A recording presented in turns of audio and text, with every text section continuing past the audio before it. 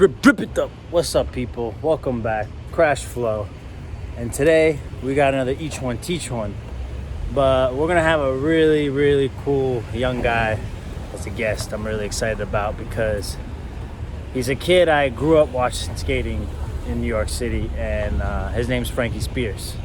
And he's a Long Island guy, and you know that's one of the most amazing parts about being a skateboarder and being connected to a community is not just your own skateboarding that you, if you get to progress and do things and travel, but also watching others start from somewhere and just flourish in their skating. Because Frankie's one of those kids that I've watched when he was young in New York City, and he was just a kid, and I just see him around. Every time I saw him, he just kept getting better and better, and just was just like phenomenal to watch his progression in the city. And now he's just blowing me away when I see him skate, the tricks he's doing and the level he's at. And you know, he's skating for Adidas and Alien Workshop. He's just killing it. And what I like about his skating, one thing that really blows my mind, is how he approaches rails and hubbas specifically.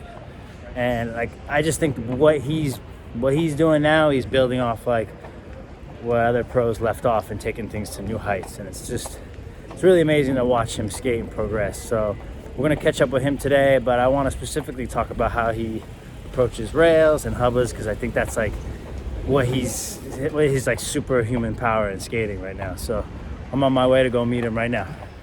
There he is, Frankie. How you doing? You good? Chilling. Doing well. So we're just gonna chill on the stoop. So what's the deal, brother? You good? Yeah, I'm doing well. How are you? So I wanted to get into it basically about what was it like growing up in Long Island and how you found skating? Growing up in Long Island was great. I think that I had a great group of friends to bring me around and bring me to skate spots at a young age. So like, I started at the age of like 7, learned how to kickflip at 8 through my brother and his friends. They're always doing sports, biking and skating, and I fell in love with it once I'd like learned how to kickflip. And then my brother's friend who Wait, so you found skateboarding because your brother skated? Yeah, my brother skated. He can still kickflip. So, me too. That's how I found skating. My big brother He taught me how to kickflip. I mean, I still to this day remember running into my house, like freaking out, like screaming on the top of my lugs. And then, so my brother like quit and started biking, and he was really good. And then, I don't know, like he didn't have like the people that I did growing up in his life to like push him to his limit or like motivate him to become like his best like at the sport. But he was really good. And like, fun little fact is his first kink rail on a bike was my first kink rail on a skateboard. That's so sick. Which is the sickest thing ever. That's why I want to get into rails. That's another thing about rails. Like, there you go. So it's in your blood. So your brother did rails too. So on the bike. luckily, my brother's one of his really good friends in high school loved skateboarding, and I filmed my first part with this kid Greg. I'm still really good friends with him to this day. He lives close to me, and since he was good friends with my brother, my parents were really comfortable with me going in a car with him and going around and filming a part at the age of like 13 called Hang Loose, and that video is still on YouTube. It's like my first little video part, freaking out and like trying to break boards. And it's funny, there's like maybe like 30 clips of me trying to break boards, and then this part starts off with me like finally breaking a board, and everyone's like, "Oh, he did it!" It's super funny. I had like Kerry Gitt's temper as a kid. It's super funny. And then luckily being able to skate with them has like helped me lead to like become a better skateboarder, push myself because they're really good. So like being 13 and being with like 18-year-olds has like only made me better. And then then I started going to the city, and then like he was really good friends with to this day one of my best friends, Matt Schleier, who's filmed me my whole life, and has anytime he's ever been at a spot I've been seriously nervous about, he has helped me overcome fears more than anything, just because it's like knowing that seeing just that face of someone I've grown up with my whole life gives me that safe zone feeling. So thank him, and I'm still so hyped to this day to like still be pushing myself more than ever to the limits that like to be with him, and then like my newest friends lately to make me feel comfortable.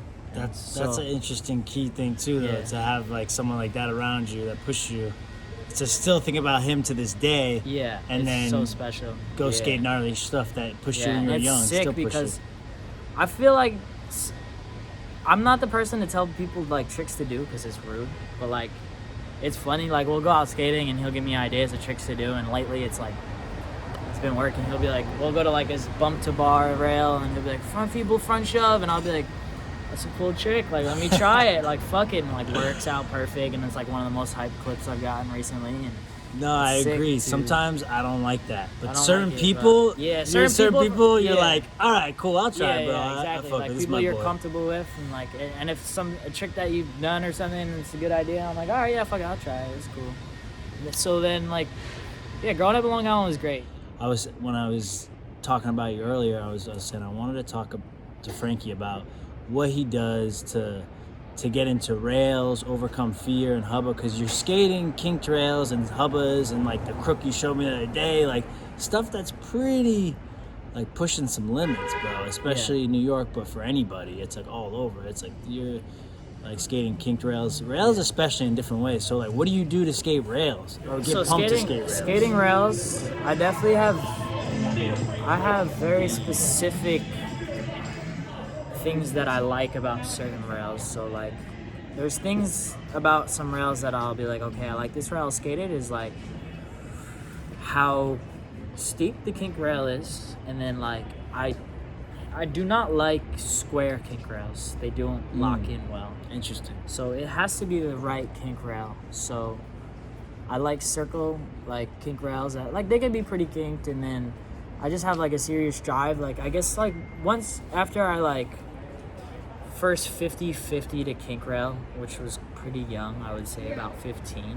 Wow. From that point on, I felt really like motivated, or like just had the drive to do almost like every basic rail trick on a kink rail. And just like from that point on, I like had to like do, all right, I want a front Smith one, and then I did that in the rail in Pratt in Brooklyn. I front Smith that one, and luckily, so like I feel there's certain things about kink rails that make me feel safe. So it's like if there's like dirt on the other side of the stairs, I'll feel comfortable for a Smith grind because I could jump over. And like the time that I did Smith grind that rail, there was a bunch of snow, and I would like Smith grind it and jump into the snow. Sick. And then like the first one I went for, luckily I just did it. And then 5-0 on a kink rail is one I always wanted to do, and I finally got that one recently. And then I front feeble to kink rail. So like, so I guess one of the things that is an interesting story that helped me do that one is like, I mean, I'm not all about like being get a reward for like skateboarding, because I mean it's something that I do for like my own satisfaction. But like when I first started getting on Alien Workshop, and one of my first trips with them, we went to Boston and seen this perfect kink rail. It's one of the best kink rails ever. Like it's absolutely beautiful. I know the one, the round one. Yeah, you drop in. It's high though, bro. It's high. It's high. I got fucked up. I landed on my ass a bunch of times on it. I was really sore. I was getting messed up. But the nice thing about it, like, so like most of these kink rails I skate, they're almost like perfect to me in my eyes, because so what was perfect about the one I front feebled was the stairs are really long. So I could jump on it and jump down the stairs, run down the stairs. Yeah. So like, and I mean, you could roll your ankle, but like they're also like not so thick of stairs. They were like not so high, so like the odds of it happening were pretty low. So but I got really close, and then so I was talking to Brennan. I always talk to Brennan. Like something that always motivated me when like before I turned pro, I would always be like, hey, like $100 I do this trick, like Nice. $50 I do this trick. So this one, I was like, all right, man, if I'm from Feeble's Kink Rail, like, can you hit up Rob Deerdeck? I want a pinky ring from Alien Workshop. No way. Yeah. And I did it, and he did send me one, which was sick. So that was like something that helped me like push my limit of skateboarding, was just like that little reward for doing something that, like, I guess, I don't know if I was the first person in front of people double kink, but I would say maybe like I wouldn't say more than 3 people have done it. Yeah, I don't see too many. So that was an exciting moment in my life. And yeah, I mean, just the right spots is what helps me get better at it. But I definitely like always skated rails growing up. That's just something I always liked, because it somewhat feels light on the body when you do it correctly. So like It's funny because it's kind of like a lot of balance. It's a lot of balance as well, for sure. Like a manual, but not. Yeah. But it's just balance in a different way. Yeah. So another front feeble I was very happy about within my career was another one in San Francisco. This 21 stair rail, and I was with all the good homies like Dan Z, Brendan Bill, and a few other people out there. And that was another one. I hit up Brendan. I was like $100. That front feeble is 21 rail, and 50-50 did a bunch of times. But that was another one the spot that I liked. It's about me liking the spot. Like if I don't have anything that makes me feel safe about the spot, I'm not for it. I hate church rails. I hate rails like these. Like this one right here, I hate it. Like these circle square ones, I'll never skate them. You'll never catch me skate them. That's a lot of New York rails. That's one thing I like hate is like you try and feeble grind it, your wheel locks up in there. You go flying down. I've like definitely messed my wrists up a lot, like trying to fuck around on rails like that. And then like once I realized that there's right rails for the right tricks I think is how I've progressed within my skateboarding. Is when you know that something's right and it will work correctly for the trick that you want to do is what helps me become a better skateboarder. So like back to the rail in San Francisco, the 21 rail, there's a dirt on on the other side, and I'll just like front feeble and jump into the dirt. Front feeble jump into the dirt. But luckily the first one I went for I did. So I mean there's definitely I had like the one thing I didn't like about that spot was at the end of the rail there's a huge concrete ledge, which is like you get to the end, if like you fall out of the lock-in you can get fucked up. Jamie Foy actually he got real smoked on that one, surprisingly, and he's like king rails. Yeah. Crazy. That's sick. I mean, I think that's a lot of little things, you know, whether there's mulch, the kind of rail. Yeah, like recently, like, so that's another reason I'm back to like, all right, got to be the right spot. I went to the rail in the Bronx the other 2 months ago, and I was bummed because I fractured my wrist on this kink rail, but I already knew I didn't want to skate it, but like it was really nice. Like we bonded it up already, and once again, like it was a rail I did not like. So like that's my advice to people learning on rails is like make sure you like the rail and be confident in what you're trying. So it was a square rail about this wide, and it had roundness on the edge. Ooh, so that's kind of weird. It's not a rail that you could lock in and keep good balance. So, and the bad thing about rails like that with the rounded edge is you grind it, and like if your front truck does the sideways lock in, that roundness, your wheel's gonna ride over it. Yeah. Very easily. Oh shit, I never even thought about that. So I mean, I started grinding it. I started jumping over the other side and grind down the whole thing. And I, like I said, because how it was when I went down the last down part of the rail, my wheel went over it, and that's why I didn't ride away. Damn. The next try, I went a little slow, and I was gapping out to flat. That's another thing I probably avoid in my life skating rails like that again. Is like I like hitting the down part first, so I'm not for gapping out to the flat. Harder to lock in well. Yeah. You got to go faster, and so I missed the lock in, and my back truck hit the down part, and my body like flew like backwards. Oh, shit. And I was gonna go right? just sit on the rail with my hamstring, but my arm got in the way, and I sat on my arm. So I had a slight fracture in my wrist, like a 2 centimeter crack, but it feels much better now. I've been skating a lot, and yeah, so you just gotta know your limits, know the spots that you're skating, and I think a big thing is being with people you're comfortable with. And it's like it's hard to do something really intense with maybe just the filmer. And like I guess one of the tricks that I was most nervous about recently, I had friends take off of work for me, and just seeing those faces is something that helps me push the limits. And that's like key factors: right spot, right people, right trick. Damn. It all has to add together. It's a recipe. It's not just being a good skateboarder.